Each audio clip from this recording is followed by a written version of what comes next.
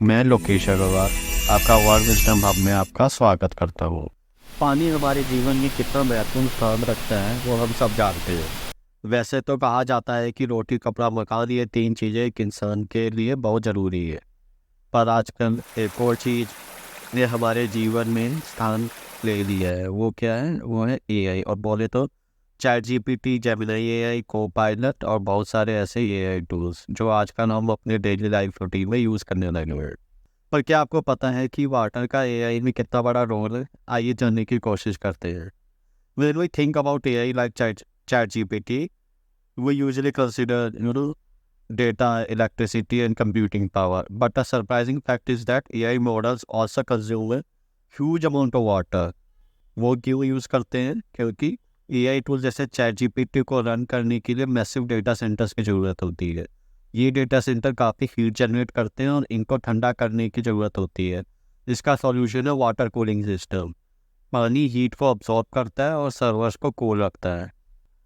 It means that water cooling systems are used because water can absorb more heat than air, making it an efficient medium to cool down large-scale data center.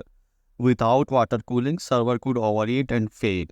तो now question ये खड़ा होता है, क्या हम AC use नहीं कर सकते? अगर वाटर कूलिंग इतनी इंपॉर्टेंट है तो एसी से इस्तेमाल क्यों नहीं होता है? While air conditioners can be used, they are not as efficient as water cooling for large-scale operation. Water has a higher heat capacity and cools faster than air. Moreover, using AC would increase energy consumption, leading to higher operational cost. एक data centre जो AI tools को support करता है महीने में हजारों gallon पानी use करता है। चैट जीपीटी जैसे मॉडल्स को ट्रेन और रन करने के लिए एक पानी का यूसेज लगातार होता रहता है। For example, training large models like GPT can use up to hundreds of thousands of litre of water. This water helps prevent overheating in the servers during both training and operation. No India अब जो काफ़ी जोर दे रहा है semiconductor plant बनाने के लिए। आपको याद होगा कि कोविड टाइम के दौरान जब कई जगह लॉकडाउन हो गया था, जिसके कारण सेमीकंडक्टर के प्रोडक्शन भी काफ़ी हिट हुए थे, और आपको याद हो कि ऑटोमोबाइल सेक्टर सबसे ज़्यादा हिट हुआ था। नाउ इंडिया अब मेक इन इंडिया पर भी काफ़ी जोर दे रहा है, और इसी के तहत वो काफ़ी पीएलआई स्कीम लेके भी आया है, जिससे ज़्यादा से ज़्यादा कंपनी इंडिया में इन्वेस्ट करें और सेमीकंडक्टर का प्लांट लगाए। सेमीकंडक्टर प्लांट भी एआई और इलेक्ट्रॉनिक्स के लिए एसेंशियल्स होते हैं। क्या आपको पता है कि सेमीकंडक्टर बनाने में काफ़ी पानी लगता है? Yes, semiconductor manufacturing requires a significant amount of water. In fact, these plants are among the largest industrial consumers of water. For example, a single semiconductor manufacturing facility can consume millions of gallons of water daily. कितना पानी वो use करते हैं हम ये सोच भी नहीं सकते।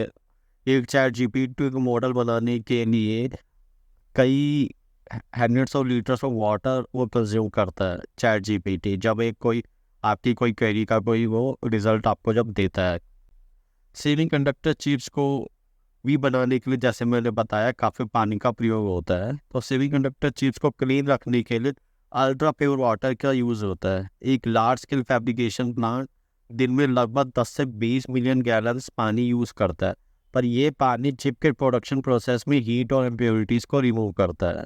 Basically water is basically use to clean and cool waters wafers which are the base material for semiconductor. Since these waters are extremely sensitive, only ultra pure water is used, which means water needs to go through extensive purification before use. So इसका मतलब है कि water को wastage कितने होगा उसे ultra pure बनाने के लिए। आपका ये जानकर हैरानी होगी कि माइक्रोसॉफ्ट ने भी अपने एक डेटा सेंटर को समुद्र के नीचे एस्टेब्लिश किया। क्यों? वो क्योंकि एक प्रोजेक्ट के तहत, जिस प्रोजेक्ट का नाम था नेटिक, Microsoft basically submerged a data center underwater to use natural cooling. The seawater absorbs heat from the server, reducing the need for external water cooling or air conditioning.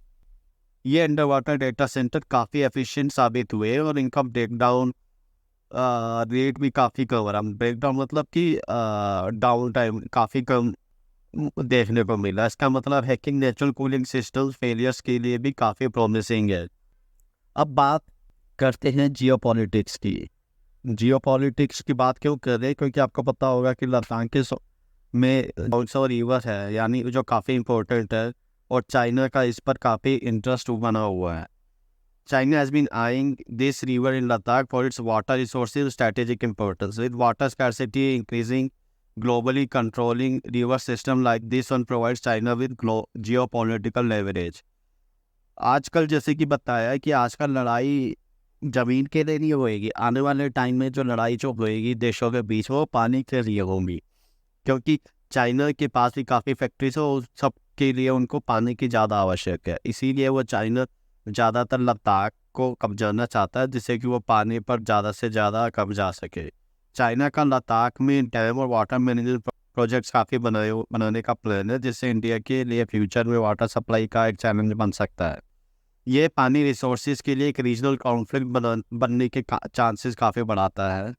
इतना ज़्यादा पानी actually by controlling this river that is flowing in the Ladakh, China could basically impact the water flow into India, affecting agriculture, drinking water, and even energy production.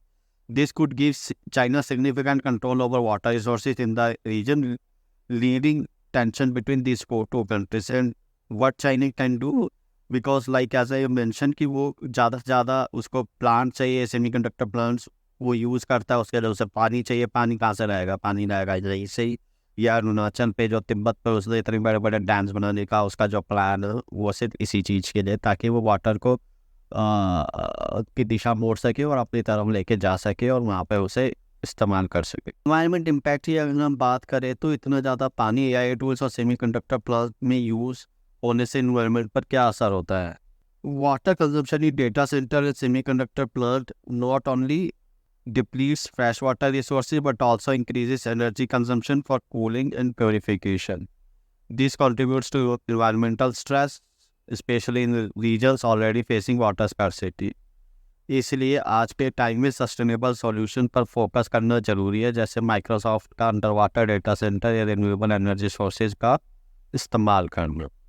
तो दोस्तों AI tools जैसे chat GPT, semiconductor plant और geopolitics का पानी के साथ एक deep connection है, जो कि मैंने समझाने की कोशिश करी है। डेटा सेंटर और सेमीकंडक्टर फैब्रिकेशन का वाटर कंजप्शन काफ़ी हाई रहता है, जो हमें सस्टेनेबल सॉल्यूशन की तरफ ध्यान देने पर मजबूर करता है।